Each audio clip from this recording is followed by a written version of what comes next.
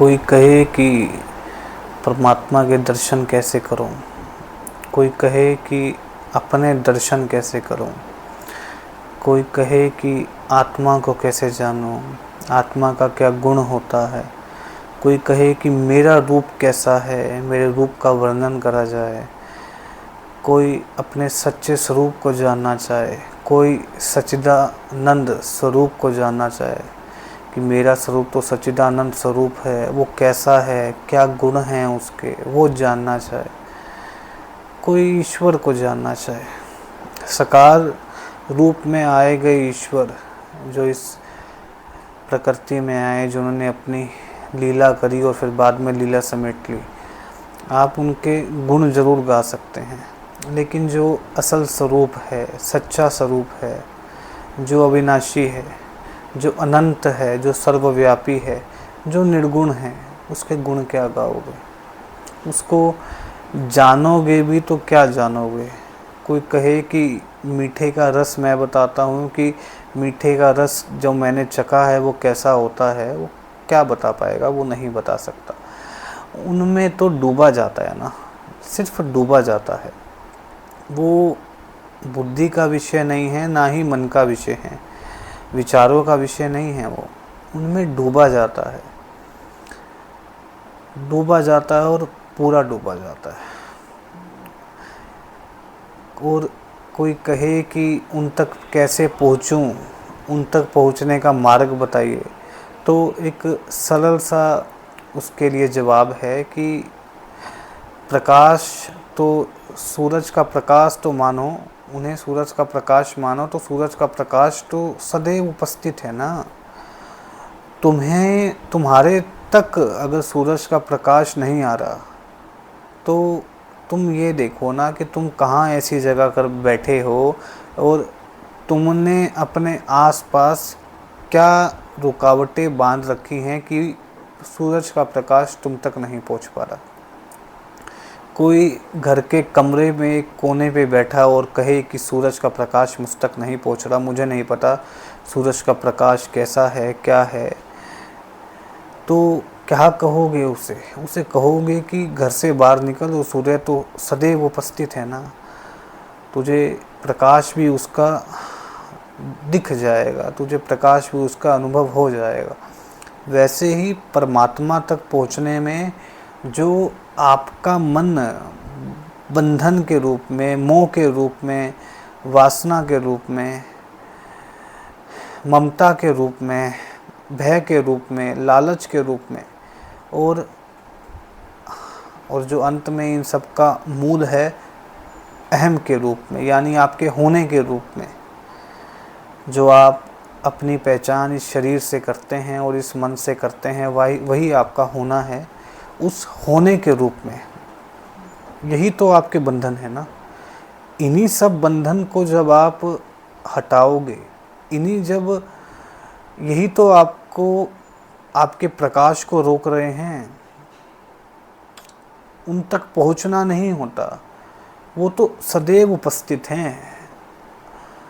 उन तक पहुंचने में जो बाधाएं आई हुई हैं, जो कनेक्टिविटी आपकी परमात्मा तक पहुंचने में ये जो रोकी हुई है जिसने, उसको हटाना होता है जीवन से। जीवन का मकसद उन सब मन के विषयों को, इंद्रियों के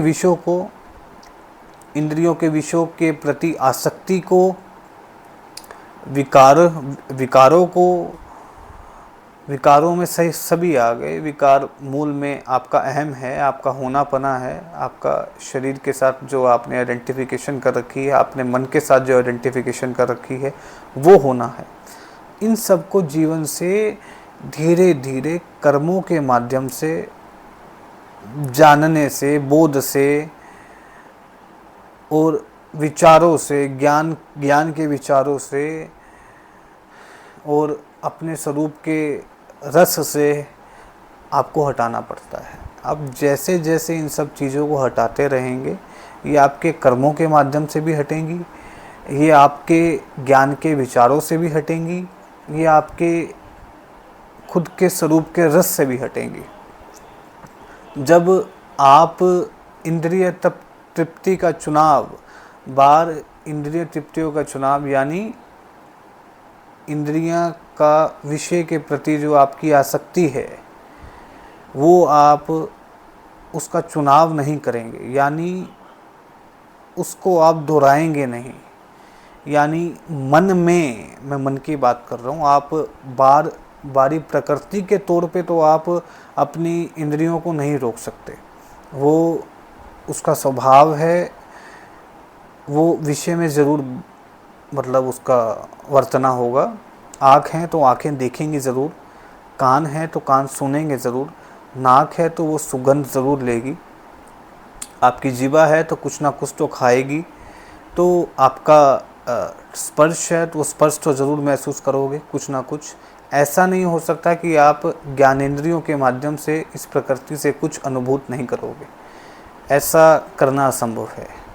तो समस्या ये है कि उसकी आसक्ति, जो विषयों में ये इंद्रियां वर्तती हैं उसमें आसक्ति हो जाती है, यानी एक बार होने के बाद, वर्तने के बाद वो चीज़ें मन पर छाई रह जाती हैं। मन बार बार उसी की ओर आपको ढकेलता है। जैसे पानी में एक नाव है और हवा उस नाव को कभी इधर लेके जा रही है, कभी उधर लेके जा रही है, क्योंकि उस नाव की रस्सी किनारे से नहीं बंधी हुई, इसलिए हवा कभी उसको इधर लेके जा रही है, कभी उधर लेके जा रही है। ऐसे ही जब आपका मन परमात्मा में नहीं होता, आपकी इंद्रियां आपके मन को, यानी आपको, आप स्वयं को, आपके अहम को कभी इधर लेके चली जाती हैं, कभी उधर लेके जाती हैं। क्योंकि आप जब नाता परमात्मा से नहीं रखेंगे तो अपने स्वरूप से नहीं रखेंगे तो वो नाता आपकी बॉडी और आपकी माइंड से रहेगा। उसके लिए कोई विकल्प करने की आवश्यकता नहीं है, वो है, चुनाव तो परमात्मा के लिए करना है, क्योंकि इंसान अज्ञान में ही जन्म लेता है। और अगर वो परमात्मा का चुनाव नहीं करता, वो अपने स्वरूप का चुनाव नहीं करता ज्ञान जानने के बाद, तो वो अपनी बॉडी, अपने माइंड का चुनाव तो करके बैठा ही हुआ है। चुनाव तो परमात्मा के लिए करना था, चुनाव तो अपने स्वरूप के लिए करना था, चुनाव तो इस दो चीज़ों के बीच में फ़र्क करना था कि सच्चा कौन है और झूठा कौन है, अविनाशी कौन है और क्षणभंगुर कौन है। जितने भी आप इस इंद्रियों के प्रति अपनी आसक्ति के वश में जितने आप रस भोगेंगे, जितने भी आप रस भोगेंगे, जितने भी आप प्रकृति का भोग करेंगे, तो आप ये मान के ज़रूर चलिए कि आपको लग रहा होगा कि आप भोगों का भोग भोग रहे हैं, कि आपको तृप्ति दे रहे हैं। असल में ये भोग आपको भोग रहे होंगे, आपको दुख के सिवा और कुछ नहीं मिलेगा। क्योंकि जो प्रकृति है वो बहुत बैलेंस है, भगवान की बनाई हुई। इसमें अगर सुख चाहिए तो सुख के लिए संघर्ष करना पड़ता है। अगर आपको इन सब चीज़ों का रस चाहिए तो आपको प्रकृति में संघर्ष करने निकलना पड़ता है, आपको धन कमाना पड़ता है, और धन कमाने के लिए आपको संघर्ष करना पड़ता है। तो संघर्ष करके आप जो रस भोग रहे हैं, वो आत्मज्ञानी इंसान, वो महापुरुष बिना संघर्ष के भोगते हैं। वो बिना संघर्ष के अपने जीवन में ये रस की तृप्ति का महसूस करते हैं, क्योंकि वो अपने स्वरूप के रस में ही खोए रहते हैं। वो इतने खोए रहते हैं कि उन्हें ये बाहरी प्रकृति के रसों से रस उसके सामने फीके लगते हैं। उन्हें ये लगता है कि ये सब क्या कर रहे हैं, कि एक तो अज्ञानवश जो है एक क्षणभंगुर जैसे रसों में अपना समय बर्बाद कर रहे हैं, अपने शरीर को खेचल भी दे रहे हैं, इतना धन कमा रहे हैं ताकि ये सुख भोग सकें, और तब भी ये अधूरे रह जाते हैं, तब भी इनका मन तृप्त नहीं हो पाता। तब भी 70 साल वाले इंसान से पूछ लो, 60 साल वाले इंसान से पूछ लो, कहो कि क्या अब तुम्हारे मन में किसी भोगों के प्रति, इंद्रिय तृप्ति के जो विषय हैं उनके प्रति कोई आसक्ति तो नहीं है? अब कुछ ऐसा मन में रह तो नहीं गया कि ये खाया नहीं है, ये देखा नहीं है, ये सुना नहीं है, ये इसकी सुगंध नहीं ली, इसका स्पर्श नहीं करा, तो वो नहीं कह पाएगा। वो कहेगा अभी ये चीज़ बाकी है, ये चीज़ देखने ज़रूरी है, वहाँ जाना ज़रूरी है, ये करना ज़रूरी है, ये काम अभी अधूरा है, ये करना ज़रूरी है, तो तब भी उसके मन में कुछ ना कुछ रह जाता है।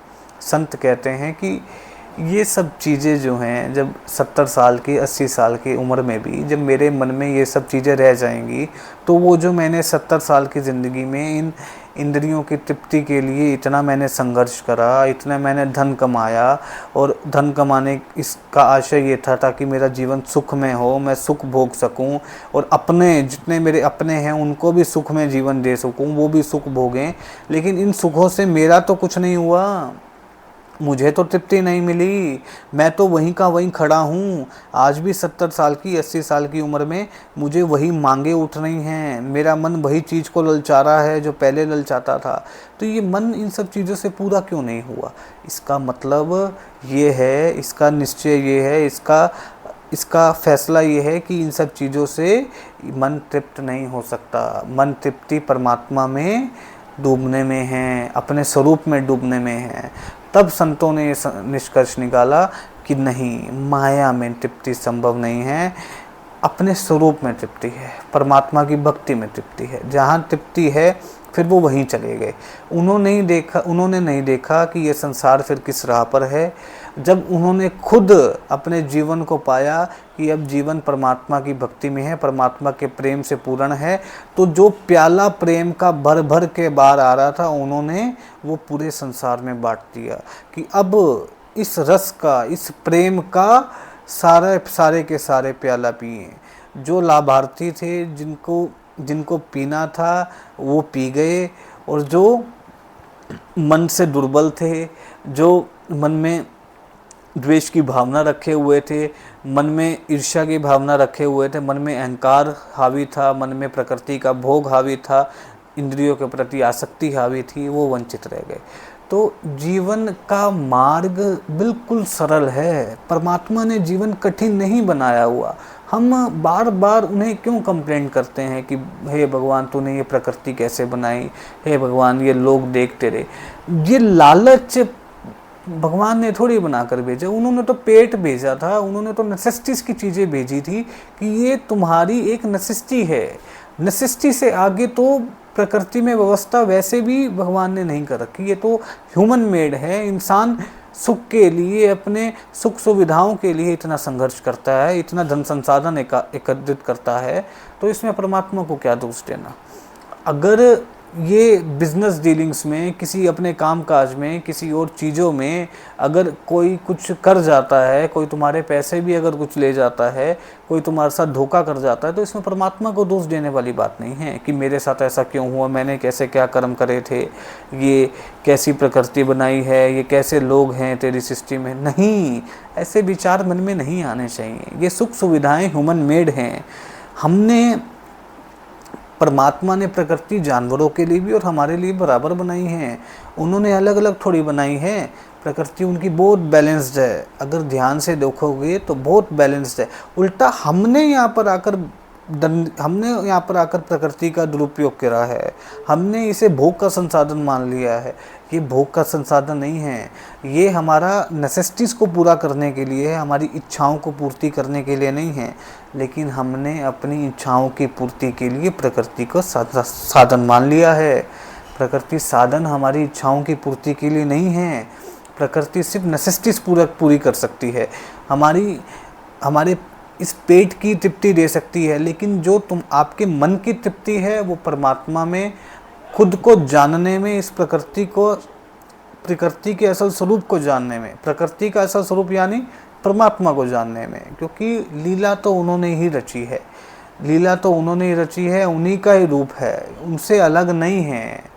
जैसे एक मकड़ी का जाल मकड़ी से अलग नहीं है, उससे ही निकला है, वैसे ही ये प्रकृति परमात्मा से ही है, अलग नहीं है। लीला करी है उन्होंने, वही लीला समेटेंगे। तो उनके प्रति तो आपको प्रेम आना चाहिए। ये हमें जो प्रकृति में जो ये 5 महाभूत हैं, ये जो हमें मिट्टी, जल, आकाश, वायु, अग्नि, ये सब आप देखिए ना, प्रकृति का बैलेंस बिल्कुल मुफ्त है, हमें कुछ नहीं करना पड़ता। चाहे कोई पापी हो जो आम नज़र में, एक संसारी नज़र में होता है, चाहे वो बड़े से बड़ा महात्मा हो, दोनों के लिए, दोनों की प्यास बुझाता है ये जल। तो प्रकृति भेदभाव नहीं करती। भेदभाव, जात पात, धर्म, ये जो लोक धर्म है वो यहाँ पर है, ये इंसान के द्वारा बनाए गए हैं। प्रकृति में ऐसा कुछ भी नहीं है। परमात्मा की नज़र में सब एक है, सब समान है।